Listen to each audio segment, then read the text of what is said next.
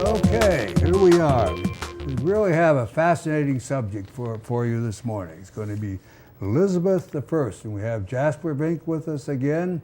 And Jasper is primarily going to concentrate on some of the interesting personal aspects of Elizabeth I, and then at the end of the program, we'll try to highlight some of the lasting effects of her reign. And so, welcome again, Jasper, and get us started.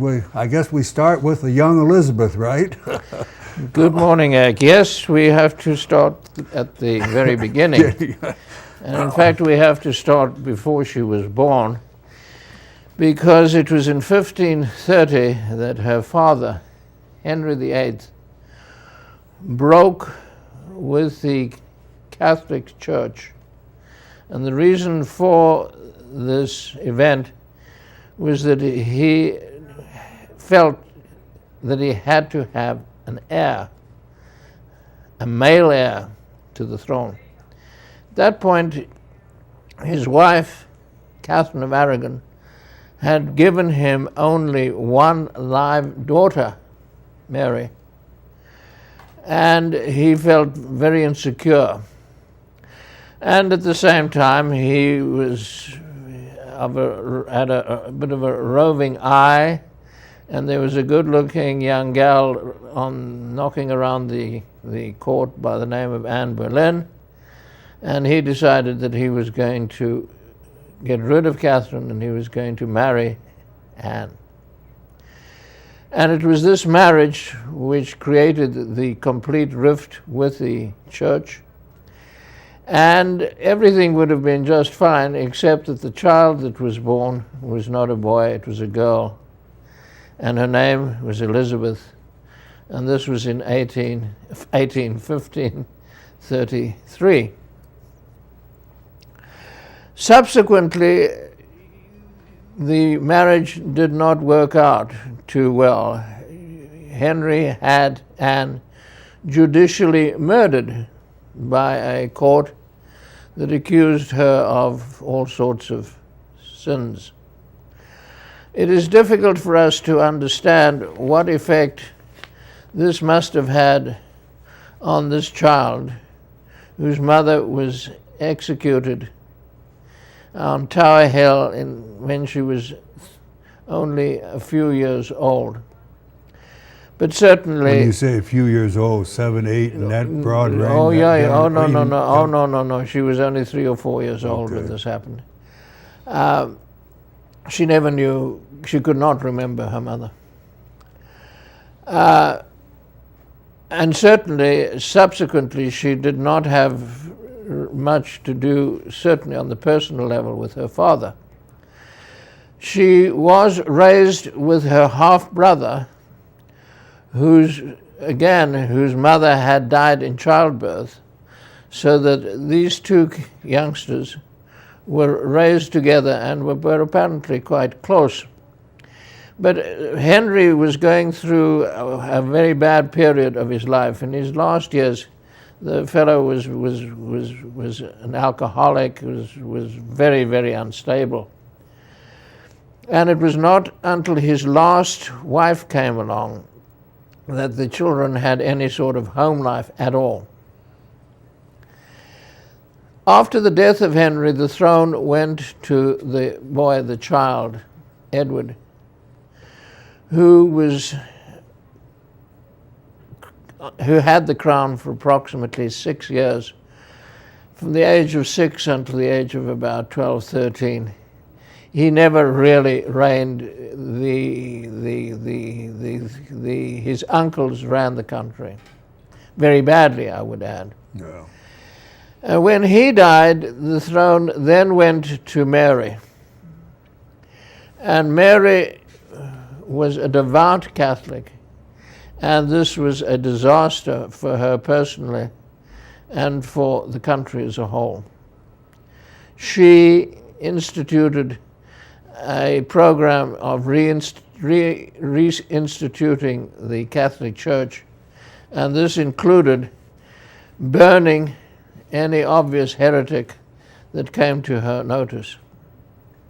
And she died unloved and unlamented with the name of Bloody Mary. Her reign unquestionably condemned Catholicism in England for the next 200 to 300 years. So when Elizabeth comes to the throne, she is 25 years of age. She has been extremely well educated. She could speak very fluent French. Obviously very bright. Very bright kid. Spoke Latin fluently even in her old age, and had already established a working relationship with several of the men who would form part of her privy council. And these councillors were responsible for a great deal of the positive things that happened during her reign. William Cecil, and in her last years, his son, William, were her chief secretaries for most of this period of time. Extremely able men, and there was a continuity there which simply did not exist with most of the reigning monarchs of that time. And she made the selection of these people. These were her people. Yeah. These were people that she knew, that she knew and approved of what they did. It must be emphasized this. They were able fellows who did a great many things on their own, but they followed her policies. And they were just a little scared of her right throughout the whole process. And the other aspect, which I think is important to understand, is that we now get to a point where parliaments have been running for a long time, but Parliament is now essentially a part of the governance of the realm. It was Parliament that ensured that Mary came to the throne. And it was certainly Parliament that ensured that Elizabeth would inherit after the death of Mary. Parliament was representative, not democratic, but it did represent the desires and the wishes of certainly the people that really counted in England. And she used Parliament throughout her reign, and they also, especially towards the end, were just a little scared of her.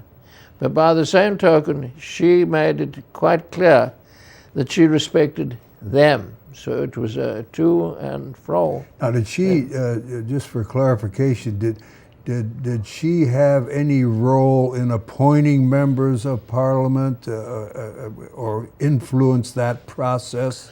Just very briefly, I don't want to get too far into that. She certainly, for the lower house, for the Commons, not very much, but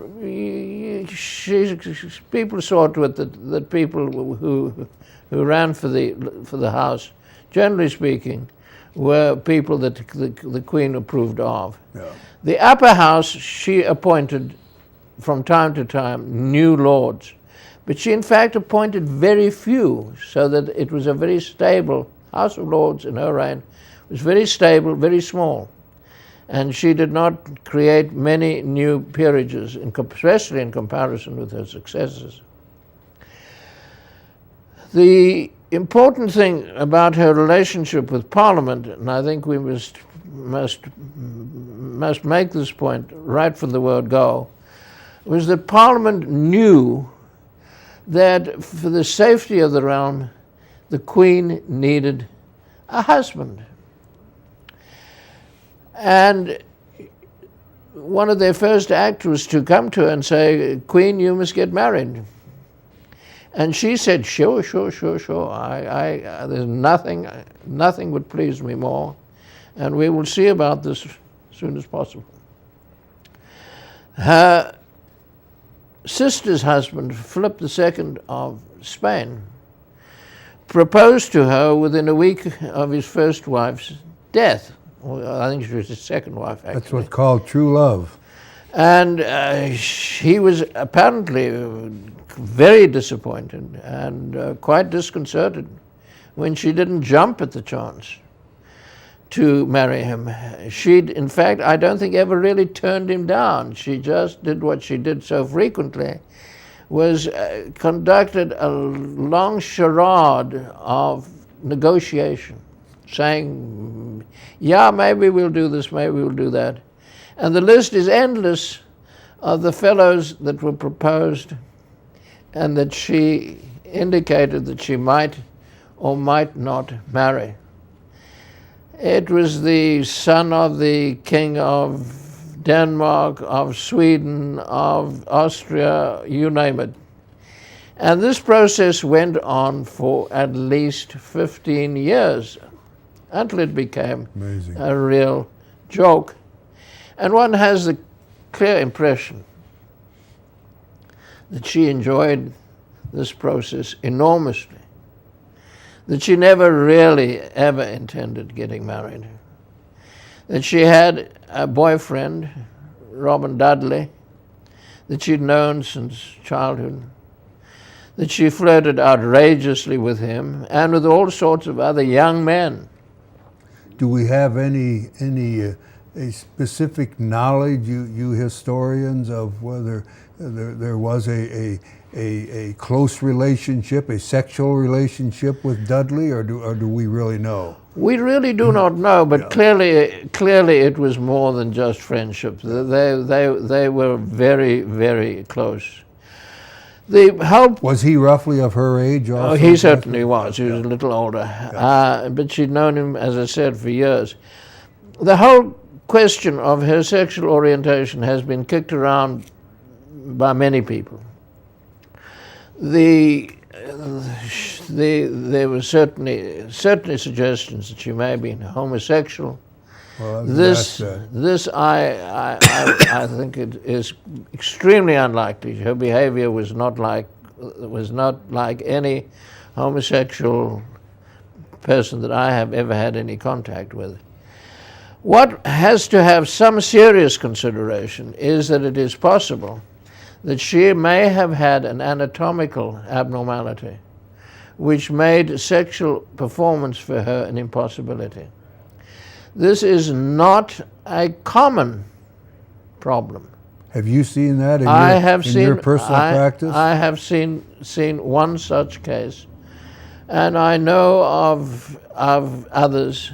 They do occur, and people who in other respects are perfectly normal, have perfectly normal sex organs, but who are incapable of intercourse. And the Queen was allegedly had, quote, a great secret, so that this has been surmised. Either way, her court was full of good-looking young men, good-looking young women, and they had a most wonderful time. One gets the impression that she played all the time, and of course this is absolutely not true. But when she played, and the people around her had a very, very jolly time.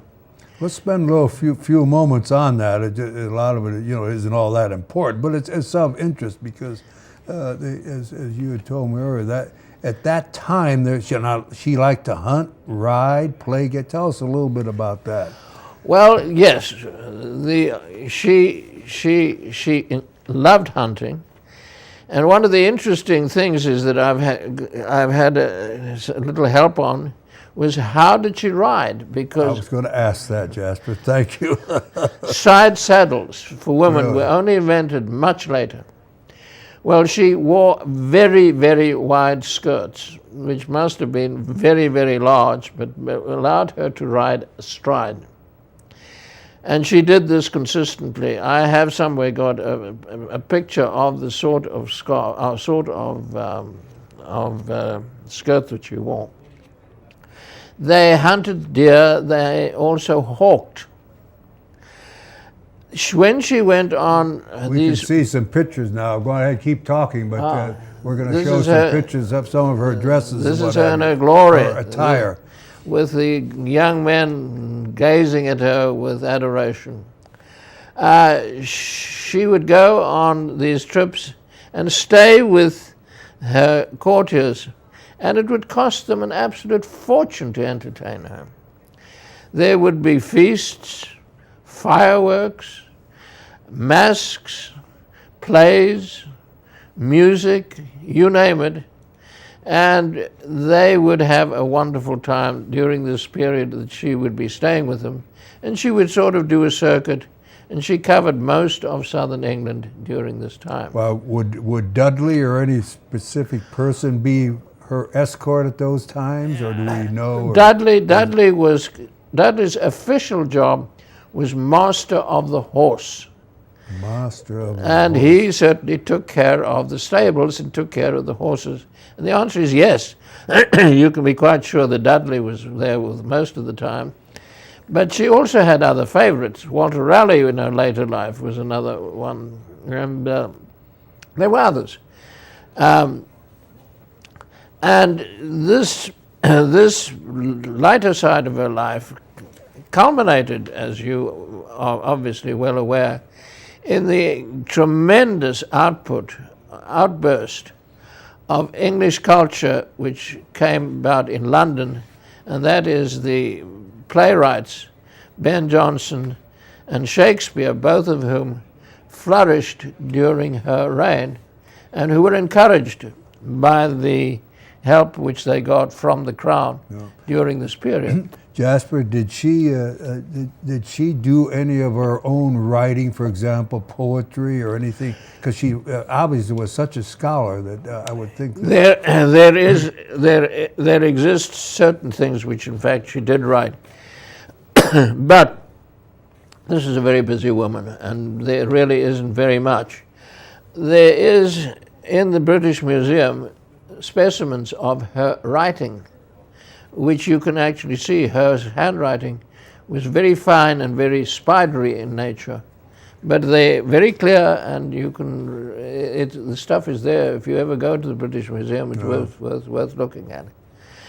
She did not do a lot of things.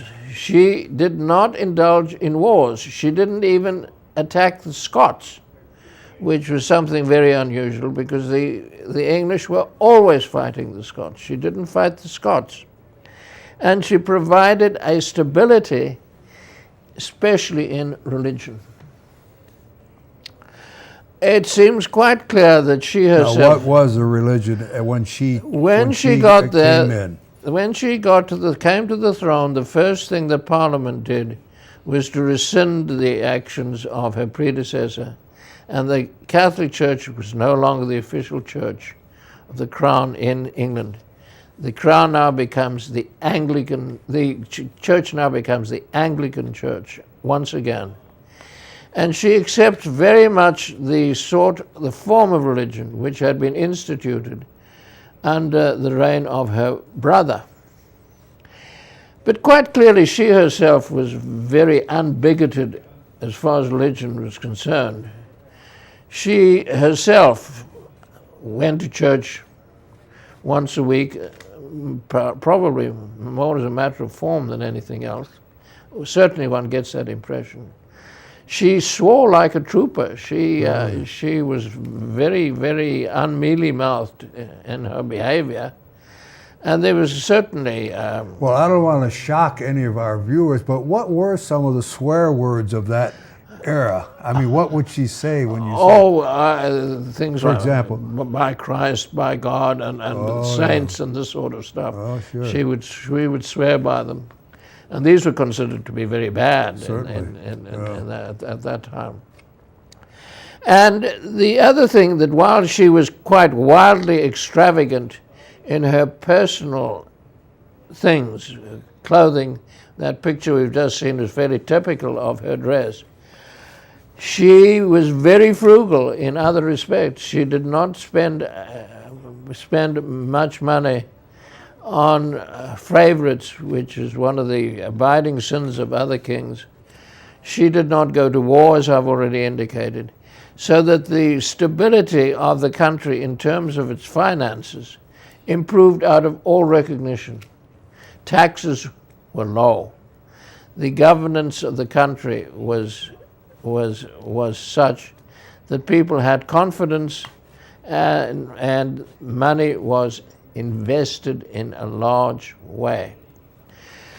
And really the only fly in the ointment, and this came fairly late in her reign, was first of all the war with Spain, and secondly the tragedy of her cousin Mary, Queen of Scots.